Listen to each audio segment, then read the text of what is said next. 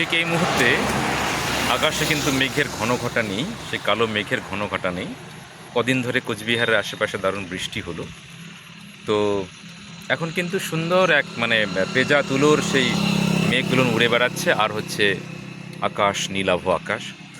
যেখানে দাঁড়িয়ে আছি পাশেই একটা দিঘি আছে, আর জলাশয়ের মধ্যে এই জল ছাড়াও কিন্তু প্রত্যেকটা প্রান্তরে সেই জমিগুলোতে কিন্তু জলাভূমিতে রূপান্তরিত হয়েছে, এবং সেখানে কিন্তু অনেক যে জলজ যে উদ্ভিদগুলো, কচু ঘেঁচু, ঘেঁচু যেটা বলা, কচু তো উপরেই হয় আর কি, যেটা ঘেঁচু, সেইগুলো কিন্তু দেখা যাচ্ছে। কিন্তু জলের সম্পদ এই অজানা, অচেনা, অনামা এই উদ্ভিদগুলো কিন্তু বাংলার প্রকৃতির সম্পদ।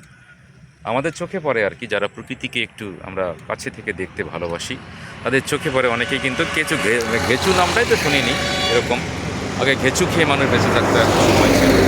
তো সব মিলিয়ে কিন্তু এই এই মুহূর্তটা কিন্তু প্রকৃতি কিন্তু দারুণভাবে সেজে উঠেছে। সামনেই কিছু মানুষ রোপণ করছে, দুদিনের মধ্যে সবুজ হয়ে উঠবে। সেই সবুজ থেকে আস্তে আস্তে ধানগুলো পরিস্ফুট হবে। দেখতে কিন্তু দারুণ এই প্রকৃতি, বাংলার প্রকৃতি। বাংলার প্রকৃতির মতো কিন্তু ষড়ঋতুতে ছ রকমের কেন আরও বেশি রূপ, রস, গন্ধে কিন্তু এই প্রকৃতি আমাদের কাছে এসে উপস্থিত হয়। শুধুমাত্র আমাদের একটুক্ষণ সময় দরকার, আর অল্প একটু মন দরকার, তাহলে কিন্তু এই প্রকৃতির স্বাদ আমরা নিতে পারি।